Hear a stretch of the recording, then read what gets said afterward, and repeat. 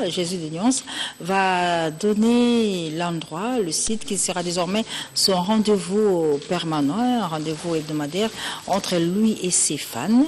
L'adresse sera communiquée dans la prochaine émission, mais retenez déjà que dès pas très longtemps, chaque dimanche, Ferregola se produira à Kinshasa. Mais sur ce plateau, je reçois le staff du groupe de Ferregola pour vous annoncer tout simplement le retour de Chiquito.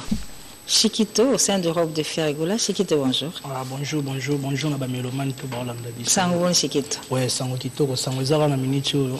Fils à papa pembe na papa. Mwana zongi pembe na papa na. Mais où mena kite nyoso kendeki, osaki pa côté pe studio, do nyoso l'idée à salaka.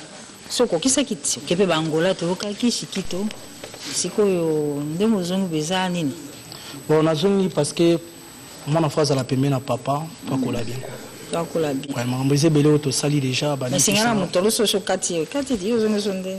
Non, eza ozonga na nenga mabete parce que nzambe ya za nzambe ya baye minga na Chiquito mwana na o ya salaki ngana za lokola clonage na ye. Ba clonage Chiquito na image ya Jésus de Nias nzambe ya. Très bien. Donc likambo papa na mwana etalaka papa na mwana ndenge ve na ngai dima kutima lobaka na ve na nga Blaise Polo. Maman ça qui tourne minute on a raté parler disque zoya na merenkyo ouais na kata shit na kata on a ba surprise ezebele to lo bango na nte Chiquito makambo mokilez e bandoko zela pona Chiquito na papa na ye papa na mwana na ye yango siko lingisa en fait toi tu dois tout à faire non des artistiquement ouais biso le public t'a découvert aux côtés de Ferregola.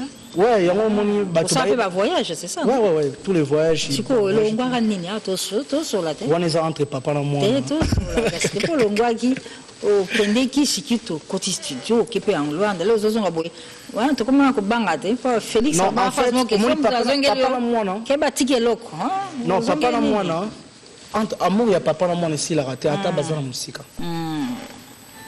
Ata bazana musika. Les ongel pona ne merenki oyo eza. Non, ngana zongi te pona koya ko nzembo to pona koya ko sa te na zongi ka pembe na papa la relation ngana père. Très bien.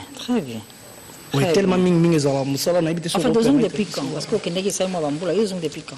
Na zongi depuis avant-hier. Depuis avant-hier. Na kata makanisi na zala déjà na kindate. Chiquito. Nzoto ka de déplacer ki kende sa musala pona se prisa peka ba. Pona minute o kongo na minute za ko sepela. Et puis talaka isa moi ba maman na pesi bino mbote et puis la valeur na bino nyonso parce que ba maman ba boti biso donc. Na album zo Nami Rongokyo, qu'est-ce que j'avais dit? Nami Rongokyo. Qu'est-ce que j'avais dit? Yango la qu'est-ce que j'avais dit? Non, on a des paramètres nous sous la stratégie mon rôle pas de aller à Kumbara biso Kumbara ba tu dis. Nami Rongokyo, bon je crois que je prononce bien, c'est bon. Ouais. C'est bon. Bah vraiment mais ça non petit à petit. Donc nous remercions les padres patron nanga ou façon nanga ou salanga marka et puis voilà. Et puis na chanson à Pessinga na signé titre fautif na titre nanga da fautif donc Nzembo na matata ba tebile ba dozelango ba bera ba dozela ne chapindi Blaise Fashion. Ça va très bien pour la gratitude puis à travers mon patron que j'aime bien, donc mon père, mon papa, je le salue. On est toujours en travail, toi, dans le studio. Donc, qu'est-ce que j'avais dit? Bon, niveau mon tembazo valoriser sur la petite, orienté sur le niveau moins élevé. Très bien. Parce que dans la niveau, on avait un le bébé, cette fois-ci, maintenant, ma tadie va pleurer. Alors, ma tadie va soleil là. Le niveau moins du colo.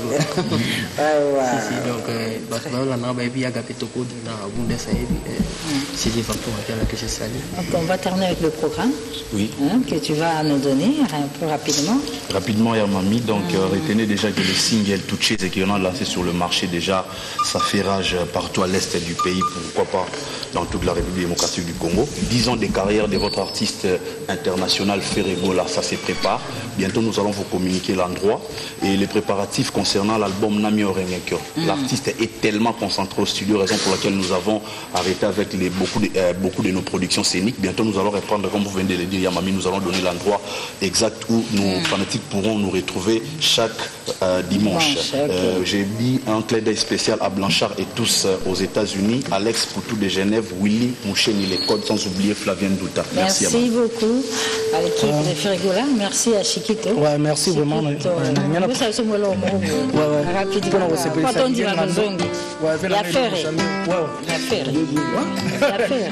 y a Jésus de Nias.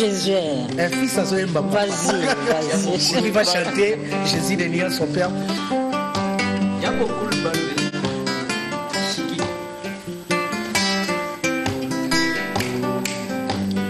Sentiment moi neme na singa nanzela na yoke na frère lopoto akosinga tanga kai na ifasik nzoka azona ye molele mau yana mo ba motoboli yeso la motoboli yana mo ba motoboli sentiment mo pena yokite pese na joie qui na compte à bonjour et na bali na la vakata otikanga ina funa na leta Merci. Chiquito, bon retour. Hein? Bon retour. Hein? Merci. Merci beaucoup, Chiquito.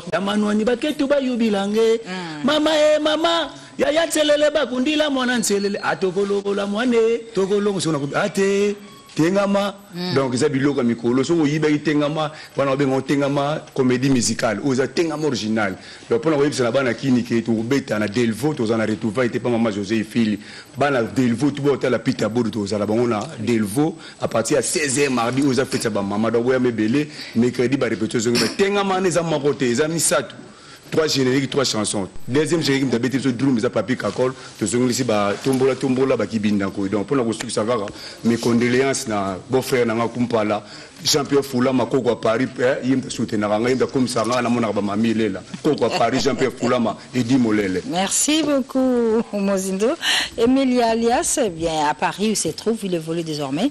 Eh bien, il nous fait savoir qu'il va se produire dans une soirée, ce sera le 19 mars, le jour d'anniversaire de Simaro. Emilia Alias va se produire à Noisy-le-Sec, une production de Claude Moussaï. Je rappelle que Didier Lacoste, Pangui Maïfoudre, eh bien, tout à l'heure, dans l'espace temps de leader, on va parler.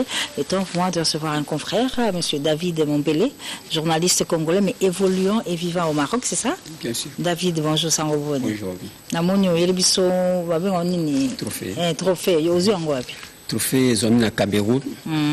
Pesami pour la biso journaliste ou émission qui passera sur l'internet. Ok, d'accord. Il y a Afrique centrale. Alors on a qui meilleur journaliste et Afrique centrale. Félicitations. Sur les canaux internet. Merci. Est-ce qu'on a qui ça sikoyo weka musala to e maso? Oui, na qui nous a présenté Mboka.